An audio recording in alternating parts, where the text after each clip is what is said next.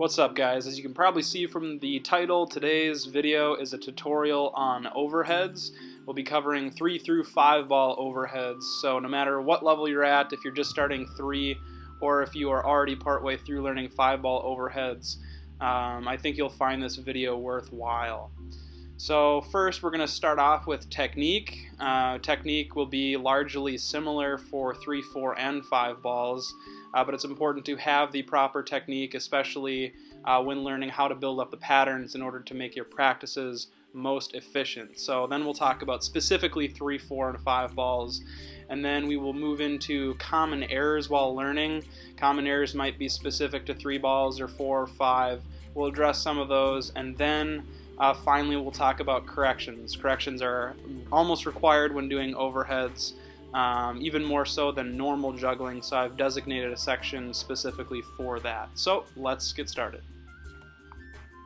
If you were to start by holding your arms at your sides and then bringing your arms up into a relaxed position, it might look something like this.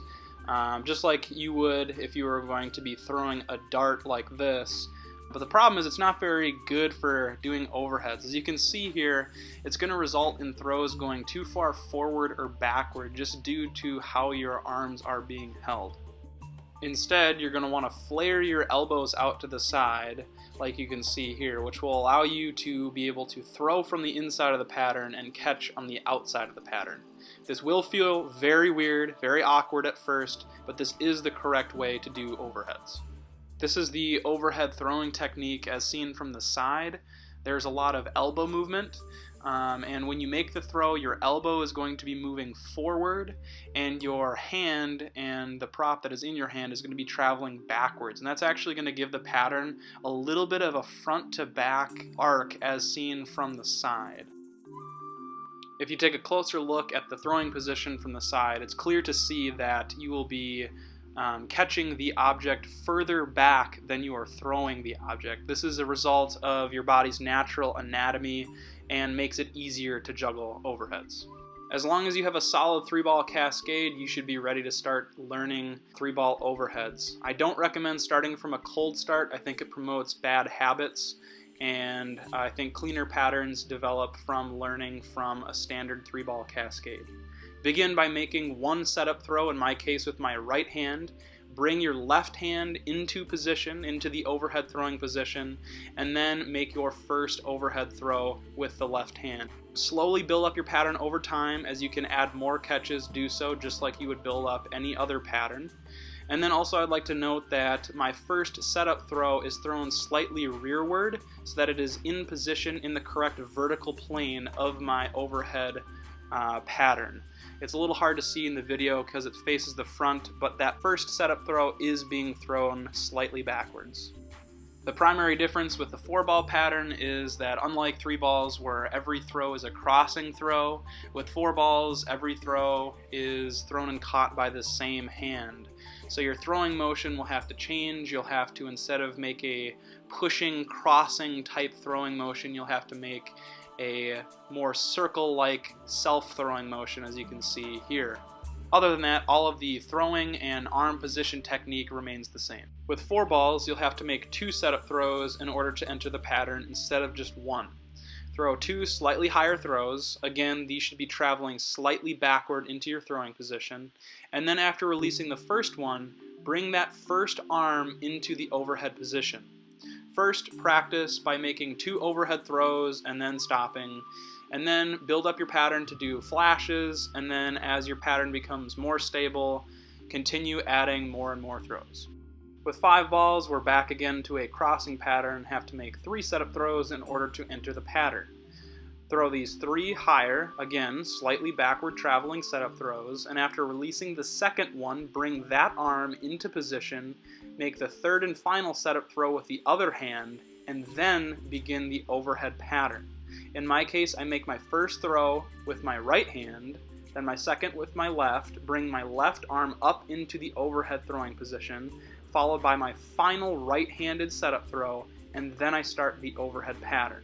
If you look closely here, we go 1, 2, arm into position, 3, and then begin the overhead pattern. Here's a good look at the setup throws as seen from the side, and As you'll notice, the setup throws do go noticeably backward in order for me to be able to smoothly enter the pattern. When learning 5-ball overheads, it's easy to get discouraged. 5-ball overheads is significantly more difficult than 4-ball overheads. So stick with it, keep practicing, keep sticking to the fundamentals, make sure you're practicing using proper technique, and eventually you will begin to gain command over your pattern. This section isn't meant to directly fix the problem, but for you to know that these things might occur and that you can work through them. First, your pattern might get too narrow, which often collapses the pattern with collisions. Also, you might have a pattern that's too wide and self-destructs because throws are out of your reach, or an exaggerated front-to-back throwing motion may result in you having to run backward after your throws. Similarly, you might find your throws are too far forward, which makes you have to run forward after them. Also, you might have one arm throw forward and the other throw backward.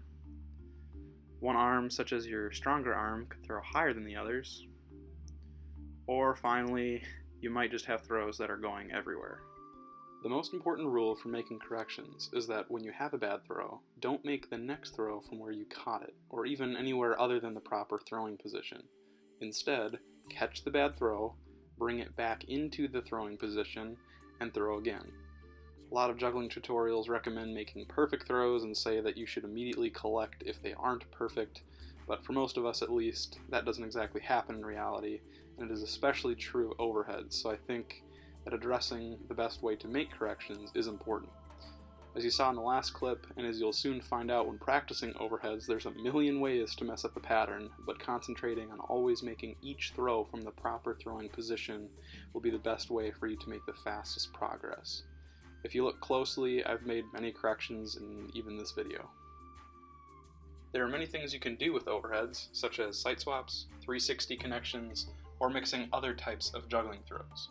Go check out other jugglers who are good at overheads and watch their technique. I think you'll find many similarities with what I have shared today. Hopefully you've enjoyed the tutorial. If you have any questions, feel free to leave me a message in the comment section and I'll try to reply as soon as I get your message. Thanks for watching.